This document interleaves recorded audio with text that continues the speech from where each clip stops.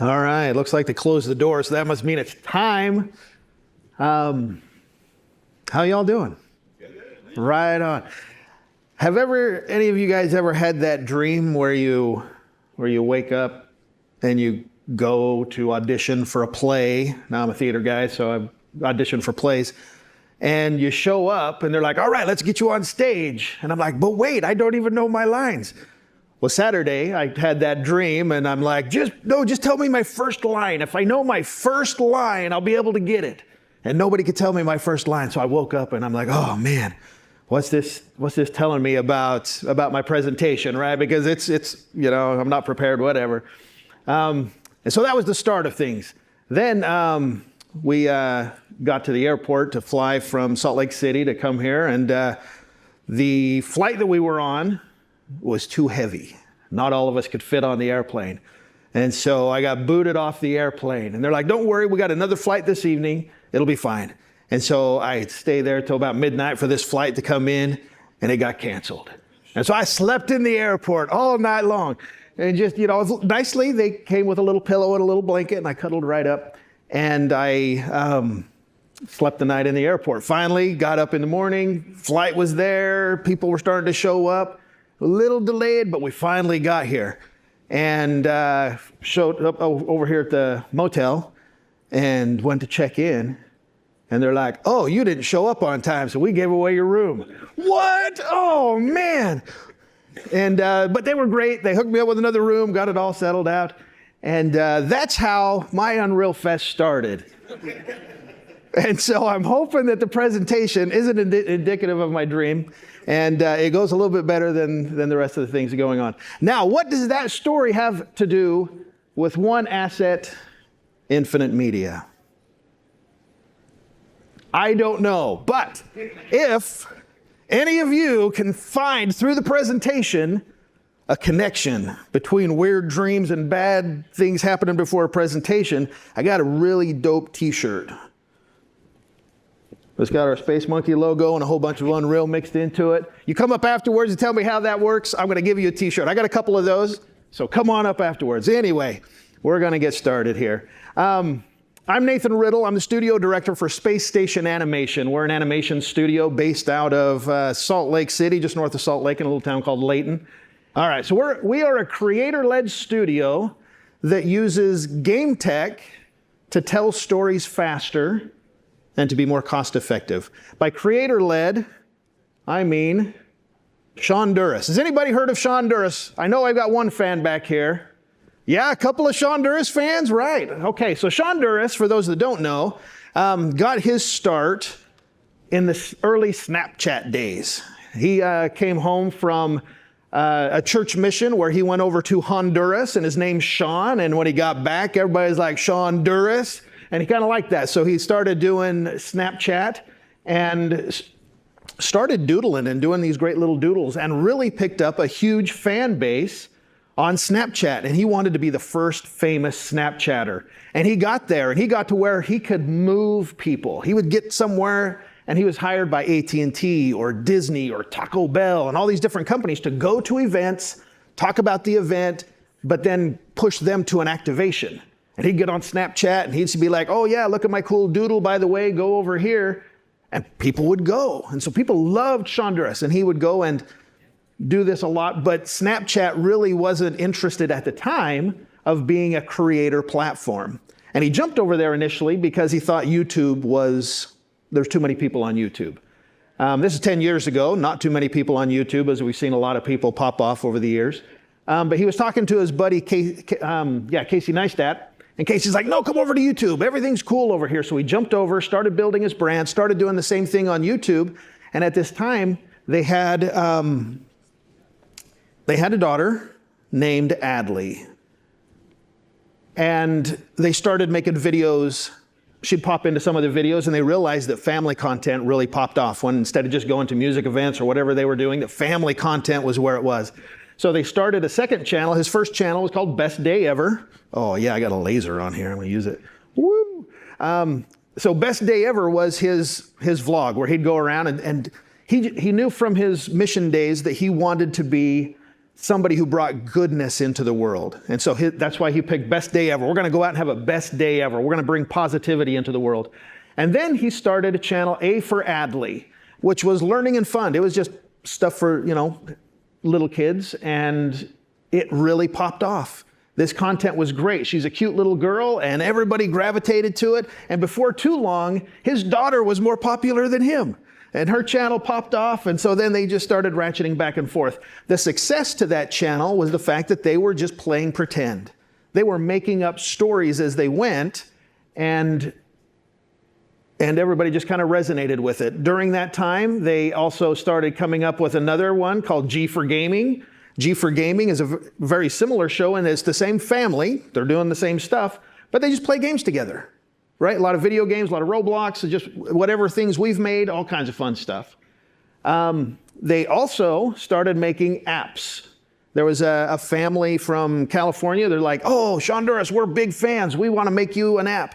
And he's like, sweet. So they made him an app, and that started the apps team. They came on board and started making some fun little apps that Sean gives away for free as a value add to the community. And while there, now Sean built all of this empire on friends. A lot of friends came over and helped him out with his videos and things like that. And a couple of the friends were like, what's really cool is video games. We should start an esports organization. We're all into games. Anybody heard of SSG? Space Station Gaming? Right? Few of us out there? Right. So anyway, we're one of the top esports organizations in the country. We're generally within the games that we're normally running, top 3 tier. All the time. So we're doing esports, we're doing apps, we're doing best day ever, we're doing videos about games, and a lot of family content. And then that's where animation came in. And Sean's like, hey, animation's pretty cool. I want to expand my brand. How about we start looking at animation? And so that's when we got into that. And so we built an animation studio based on Unreal. That's where we do our cartoons. That's where we do our UEFN games. That's where we do our storybooks. And our consumer products are prototyped inside of Unreal. So everything, Unreal is kind of the hub of everything we're doing. And that's the point of our presentation, is that one asset can be used across everything from beginning to end. And just to give you a quick little teaser about what Space Station is, a little bit better than I can say it myself, we're going to watch a movie. Thank you. Woo!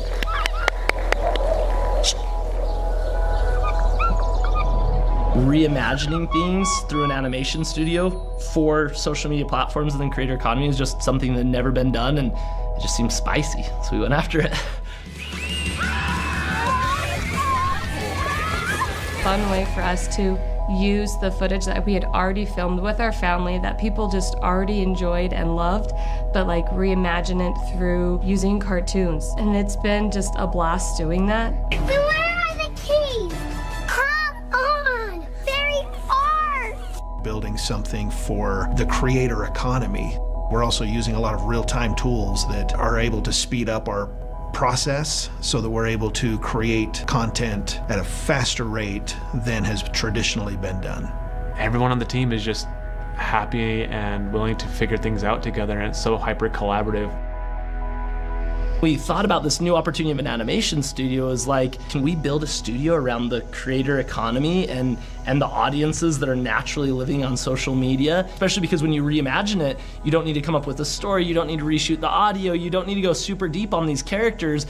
It's already there and the audience already loves it. And I think that's where we will continue to win big, is building a studio around the opportunity that a community working together can bring.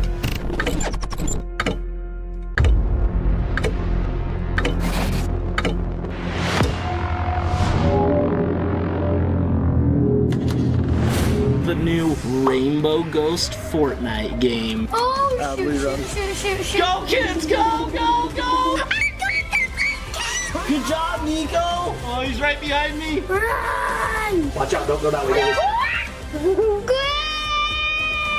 No, Nico! Oh, Yes, he was right there. I did it! Nico, keep playing. I unlocked it! Something that's really cool that we can do with our animation studio and Fortnite is we can take all of this production and all these assets that we've created over the years and bring them into Fortnite and give them new playability, new functionality, and a new breath of life. A huge theme at Space Station is coming up with cool content and then reimagining it into a bunch of different formats. So for example, we have the Rainbow Ghosts, which started in real life with Adley and Sean, with these cool new characters and this cool new design and story. We were able to take that via our animation studio and reimagine that into a cartoon using Unreal Engine and a bunch of different things to get it to really come alive in an animated sense. From there, we can take that into Unreal Engine Fortnite, Portal House, the ghosts, the characters, all that stuff we made, and bring it right into this to give you the ability to play as your own Fortnite characters inside of these worlds that we created. Every single cartoon we make, we can turn into a video game. Wait, Really? This reimagining goes back to our merchandise that we make, so the Rainbow Ghost plushies and things that we put out come from our 3D designs that we create based on the original real-life examples. The hoodie that we released has this cool texture with a bunch of planets and stuff, and that's what we use on the floor. So we're reusing textures that they made specifically for merchandise, reimagining and reimagining and reimagining upon reimagining.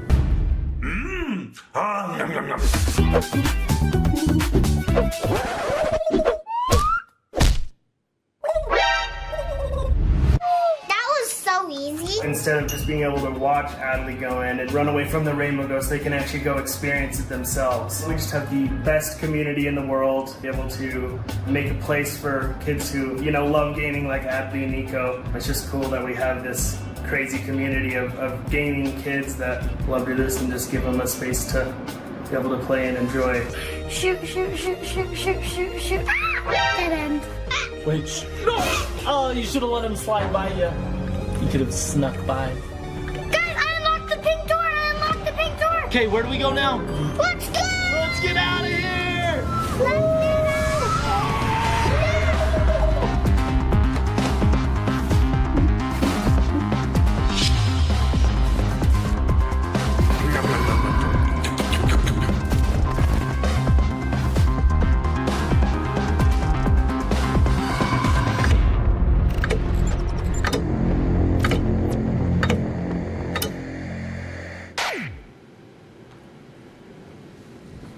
So that's what we do, and that's really my presentation right there. Oh, I pushed it again.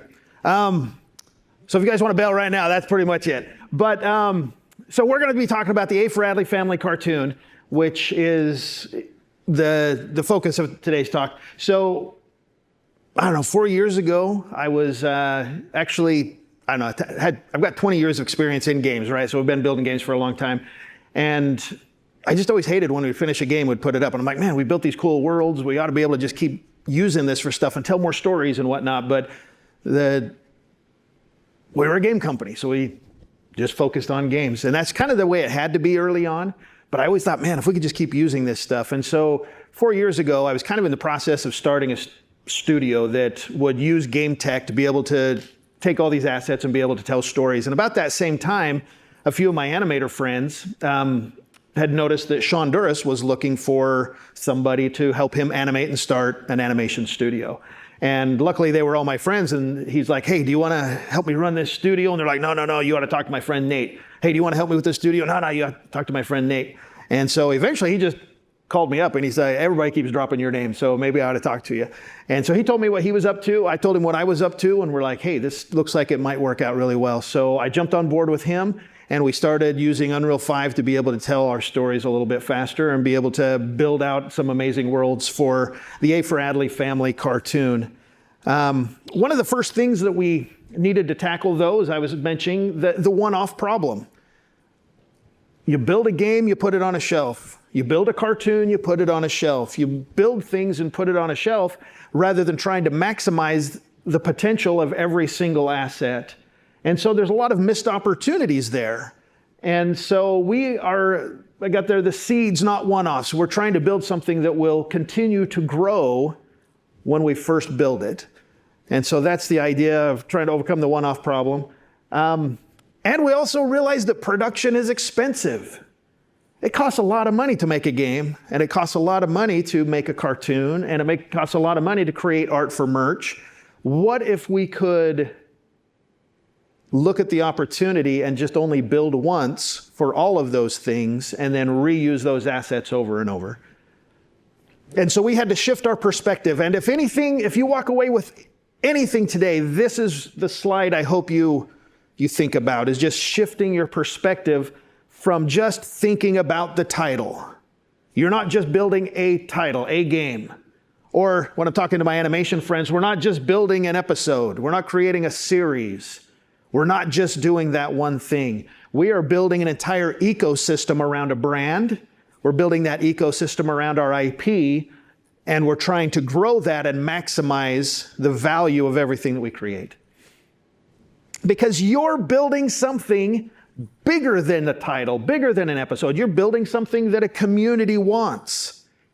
Your community wants more of what you're making. You're building a game? Who here's building a game? We're at Unreal Fest, so all the hands go up, right? We're building games. How fun is that? Kids, people, adults, everybody loves games. Make a game. That's rad. But what are you going to do when your audience is done playing with that game and they still want to interact with the world and the IP that you've built? Give them more opportunities to engage with you. They want that. You've created something rad. They're going to dress up as your characters at a Comic-Con. They're going to wear that patch on their jacket. They're going to walk around with that plushie. They want those things. They want to express to everybody that they love your stuff. And they want to give back to you because they love your stuff by buying your stuff. It's not bad for the people who want to buy your stuff. That's how they say thank you.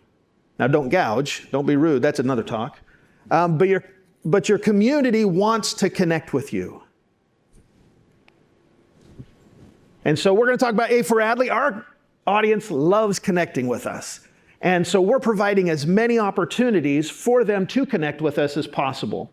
And so that's our Adley cartoon. So we took you saw the images of Adley, cute little girl, redhead. And that's what she looks like as a mermaid. Because the IRL videos that they do, they could be mermaids, they could be fairies, they could be whatever they want. They're just imagining because they're a family that imagines together and plays together. And so as we get started, we use the term reimagination. We reimagine things. I hadn't heard it before, but I came across the term transmedia. Apparently that's a term that's used in the industry to describe that you're building something and retelling that story over multiple formats. And that's a form of what we're doing here with reimagination.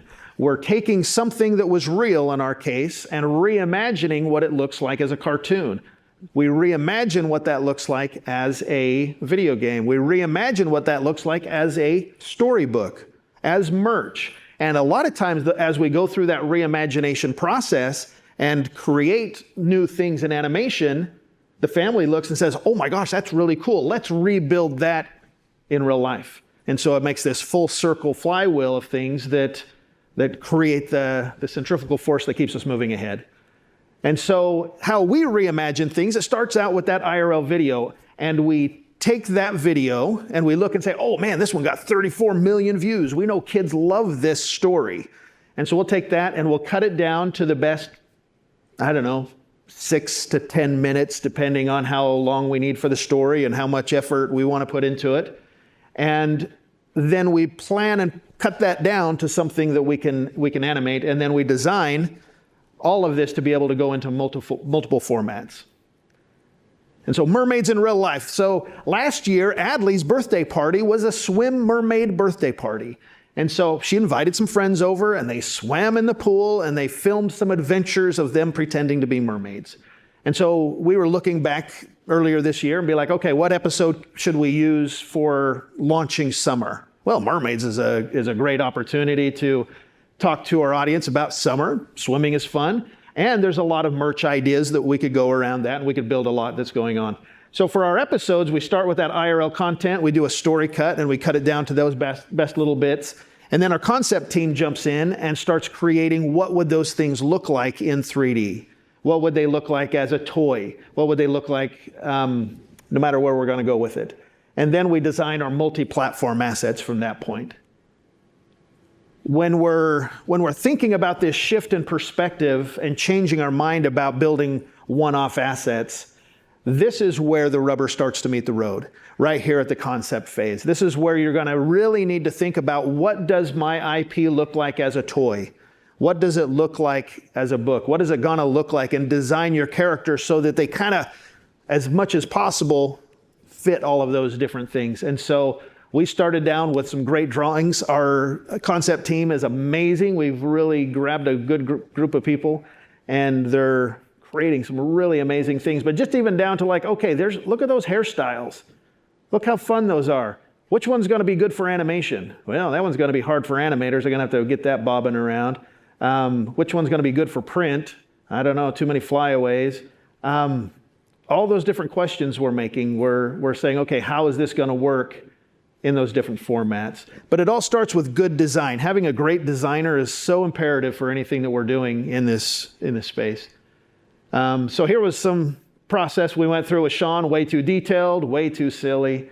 Now we're getting a little bit closer to something that could be a toy, could be an animation, could be a video game. Same with Adley. And then once you've got your design locked in and everything's feeling really good, then we start jumping over to modeling. Now with our process, we use a mid-poly workflow. So we're not going too high a detail, and we're not doing anything super low poly, because we want to be able to scale and be able to move from something that's maybe a little higher end like a film, or something that's really low end like maybe we want to hop into an app or something like that. And so within what we're doing, like if you'll notice right there, put a little more detail in the face, but down here we're not got so much detail. And we also went with kind of chunky hairstyles, stuff that could be easily printed or manufactured into a toy. And so we model with all of that in mind. So our mid-poly workflow, we balance detail with enough geometry for clean deformation, but not so much geometry that it burdens everything down. Our focus is stylization, so we stylized our stuff so that it feels good at those levels. And it's okay if we see a poly once in a while that isn't perfectly smooth, because of our toyification process. We're okay with a little bit of that. But we do optimize it for reuse. In a full-on animation, for games, prints, toys, whatever, we try to optimize it as much as possible for all of that reuse. Oh, get back here, I'm still talking. We also want to do production efficiency. We want to make sure that it runs well in the engine. We're not building a lot of bloated stuff, because we still want to be efficient with what we're building, because we're really building a game and just publishing the cinematics, right? And we know at some point it's going to be a full-on game, so we're making sure that it's production efficiency. Our stuff is scalable. We can res it up. We can use Unreal's decimation tools to scale it down if we need to for some apps. And we want it to be pipeline friendly, right? It's really easy jumping over from Hollywood big television stuff to be like, oh, let's just be crazy with all of our stuff. And it's like, nah, that's not going to work in our pipeline because it's way too heavy.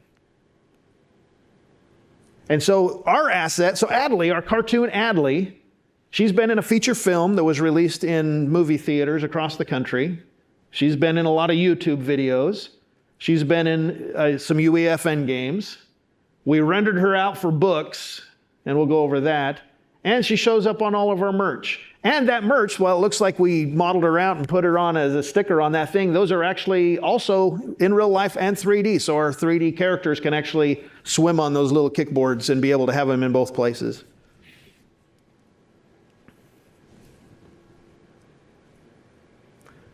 And Unreal is the center of everything that we're doing. With really right now, we're focusing a lot on sequencer. We've gotten really, really good at sequencer. But the thing that's powerful for animation by using the game engine is game logic and blueprints, the ability to have your footprints be able to be heard in there. If we want to have different interaction with snow or anything like that, effects that you actually interact with, triggerable events, those are things that you have to think about and composite later and whatnot. In here, I can just build it all in, and it's just going to work when I apply my animation to it. And then the last part of it is rendering, the ability to render really quick. We work really hard to keep as efficient as possible so that our rendering pipeline is game rendering pipeline. We're not doing anything that's costing a lot of render time. We are almost real time. The frames, they're just a little bit slower than real time, so you can actually see the frame, see the frame, see the frame, see the frame, so we can make sure everything's okay. But it's still super fast. We've been able to work, because of our process, up until within an hour of delivery and be able to render it and ship it on time. And so that's been something that was really important to us.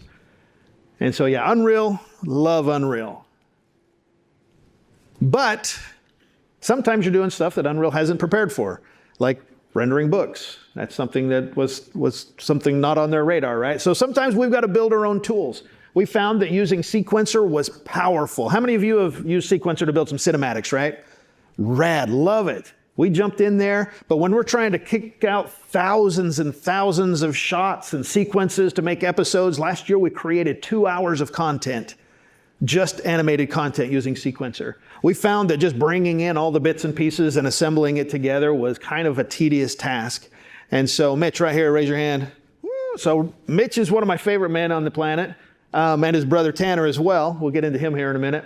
But he sat down and made my life so easy by building, we documented our process of how we assemble stuff, came up with some naming conventions and some workflows and folder structures, and he whipped me up a tool that all I have to do is just push a button and it's going to show up. I probably jumped the gun on that. We built an internal suite of tools to automate our assembly and provide for multi-output. All right. You're going to see a slide here in a minute. I jumped the gun. But one of the tools that he built was our asset importer. In order for all of this to work, you have to have clearly defined workflows. You're going to have to make sure that everything's put in the right place, named the right thing for all of our automation. And so as our artists build assets, in order to get them in the engine, we have our asset importer that not only just brings it in, but it automatically connects all of our materials so that they work correctly and builds out the blueprints that we're going to be using for our animation. And so that's one of the first steps in the process, is that we've designed it well, and then we go through and build it properly using good game techniques, and then we bring it into the engine. And there's my episode creator. Oh, my favorite tool. And so it is a one-click setup. You go through and you be like, okay, A for Adley. That's our show that we're working on. That's the project we're working on. So our tool is built for scale. If we're going to do some other stuff, we do have another IP called Rainbow Ghost that we use for this. And sometimes we build stuff for other creators. And then you put it where it's going to go. Be like, all right, here's where our shot breakdown is. So as we go through and we storyboard out our episode, we go through and do a shot breakdown of what all the shots are, what the shot frame numbers are, what assets belong there for the animators. But also that data is used by Mitch to pull in, as he builds out the sequence, everything that's going to be in every shot. And it builds out the whole show just like that. We'll give it a name, we'll give it an episode number, and click a button. And all of a sudden I have a whole show just right there in Unreal. Every shot, every sequence, you can go through, you can see what's going on. We can do it before it's even been animated, and there'll be characters or whatnot there doing nothing, as long as we got initial play blast kicked out. But then our animators go through, animate, and then we built some tools that export just skeleton data out of Maya, and then the episode creator pulls all that data in, drops it in the timeline, and then we're able to scrub through and watch and see what's going on in real time. And then once everything's happy, and probably the biggest part of our process is just making sure the animation looks good. The process of going through it, we've got it automated pretty well, but sometimes animators will make a choice, and then that animator will make a choice and they don't hook up right, or sometimes animating in Maya and going into Unreal, you're like, oh, they just walked through a bush because they turned off the geo. So little fixes and things like that. But then once that's done, we can move on. And so it's a one-click setup. It builds in, it brings in environments. We have our environment set up. It'll automatically bring in the environment. It'll link up all the assets. It's a pretty amazing tool. And then you click right there. And off you go. All right. Then, to kind of wrap things up, we have our tool that kicks out all of our renders. The rendering pipeline in Unreal is already powerful, but we've tapped into that to be able to export everything as efficiently as possible. So we can choose our shots, our sequences, and kick out all of the different elements either together or separately. We've got 4 different things that we can render. So our episode renderer This is actually looking at our merch one, but it'll pop up and it'll show you every shot. And so if you want to re-render something, you can turn those on or off. You have the ability to choose what shots you want to render, what sequences you want to render, and just click the button and click render, and off it goes. And we just take a 20-minute nap and wake back up, and you got an episode ready to go. And then our generic renderer, that's just for generic stuff. And so we won't go into that here because it's kind of generic. But in YouTube, thumbnails are important. Have you watched any videos about YouTubers and how to be successful on YouTube? And they're like, thumbnail, thumbnail, thumbnail. Yeah, we're on YouTube, so it's all about the thumbnail. That's your box art. That's your movie poster. That's the thing that's going to drive people to wanting to get into your stuff. So we have a specific thumbnail renderer because we want to be able to not only just render out a frame, we want to render out that frame in pieces. And so we've got it to where it'll kick out all the different elements with transparent background, but with proper lighting and environment interaction. But we're able to do that in layers so that our artists can take those layers, and if they want to edit them and add a little pizzazz to it, that we can do that. And then building upon that is our merch renderer. And the merch renderer builds upon our thumbnail renderer in that we're able to render with transparency and things like that. But with some of the tech that Tanner's built, we're able to add different layered rendering, similar to what a lot of compositors would want to do, but we built one specifically for books. So we're able to not only render everything with transparency, but with layers as well. So we've got our outline shader, we've got our outlines, our shadows, our beauty paths, all of those different things. So we break that all out so that each of our artists can then take that in, drop it into layout, noodle it a little bit, and be able to have a book ready to go. So we use that for our book and our merch, all of our different things that we're building out right there, which has been really pretty amazing. And so that right there, it looks like it's all illustrated and hand-drawn. That's out of Engine. They touch it up a little bit, but that's out of Engine. And so I don't know, to me that was kind of mind-blowing. We're wanted to do a book, and I would talk to Mitch and Tanner, and I'm like, do you think we can make it look like an illustration? And they're like, oh yeah, we got you. And so, and plus on top of that, it looked great, but it gave the artists a bunch of flexibility to be able to tune it once we got it onto the page.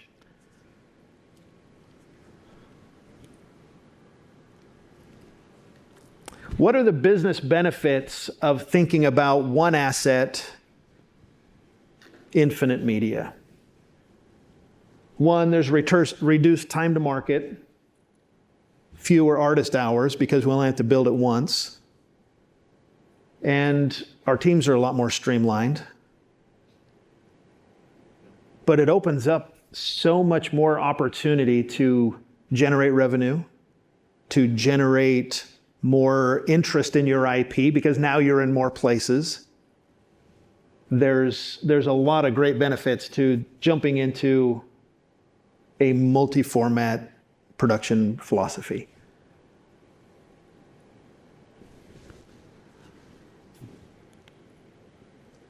And so,